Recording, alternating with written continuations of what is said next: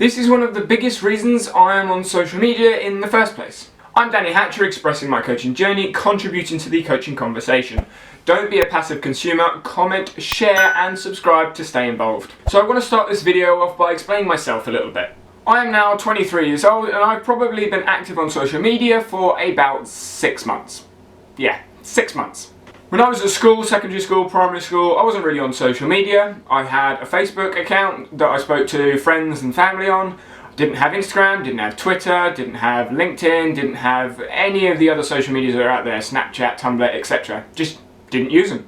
But after doing some heavy reflection on myself as of about 8 months ago, I realised that social media has so much to offer when it comes to communication and conversation between professionals and other people just around the world. And realising that learning was something that I loved doing, I realised that those conversations could lead to learning or development for either myself or others so we could progress.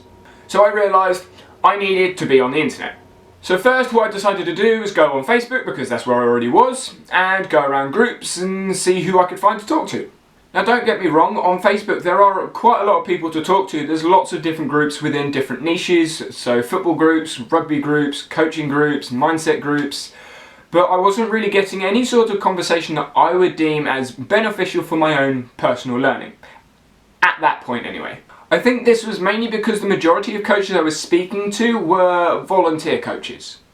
And don't get me wrong, they have a lot to say, but a lot of what they say is from their experience, which isn't a bad thing. It just means that their justification or rationale is limited. I think inherently this is because grassroots coaches or coaches that aren't in the elite performance, their coaching development and progression has gone from national governing body, use their experience, and that's sort of really it with their understanding of, if they have understanding of theory. Then when you look at the application of theory to practice, if they don't have the theory, then there isn't an application of it, they're just doing it. Whether they're doing it effectively or ineffectively, they don't know either way. So I decided to go on Instagram next, which, those of you that have been on Instagram, there isn't much conversation going on there. Anyway, there's just a lot of selling of dodgy products. Then I went to Twitter, which is great for conversation if you can get a conversation going, but the feed moves so quickly that you can't really do much about it. So I can tag someone in something and we'll have a conversation, 2 or 3 of us, or 4, and then it just like disappears off your feed. So if you put something up, it could vanish. Then I went on to LinkedIn, which was kind of the inspiration of doing this video. So on Facebook, I've got a Facebook page talking about different things. Instagram, basically go over the different thoughts in my head on my story.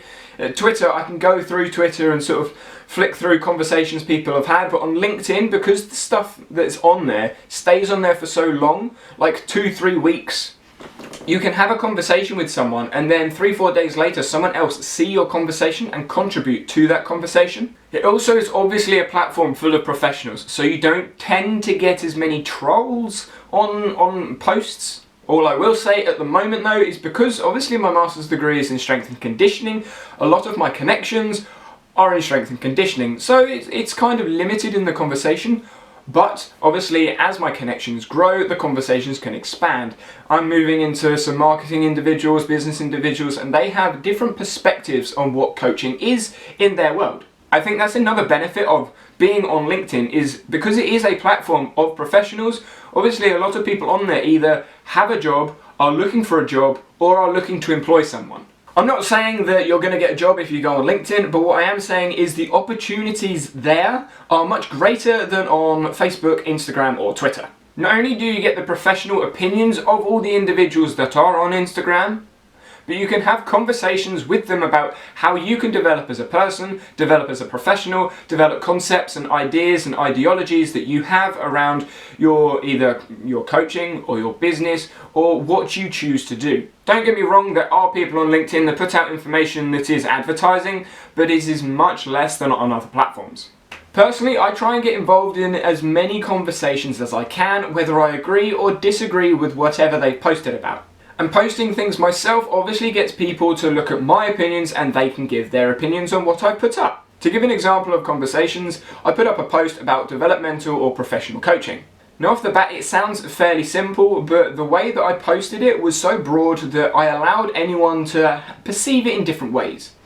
So someone from my internship down at the college, he commented and he said something that I had never thought about. I hadn't even thought about the way that teachers could be developmental and professional at the same time. It was an interesting conversation, but without posting something on LinkedIn and him finding it after a couple of days after me putting it up, that conversation never would have happened. If I put that on Twitter, it probably would have been all the way down at the end of the feed.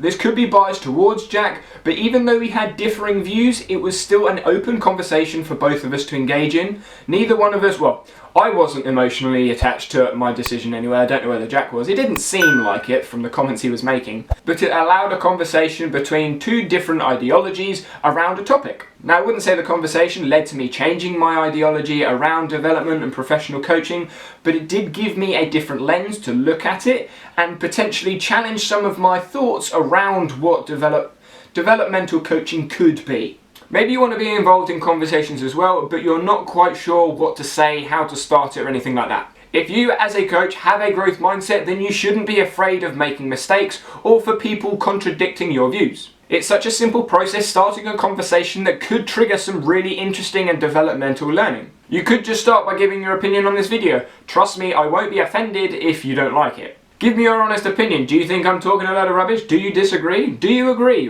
What's your opinion? Don't be a passive consumer, contribute to the conversation, and I'll see you next time.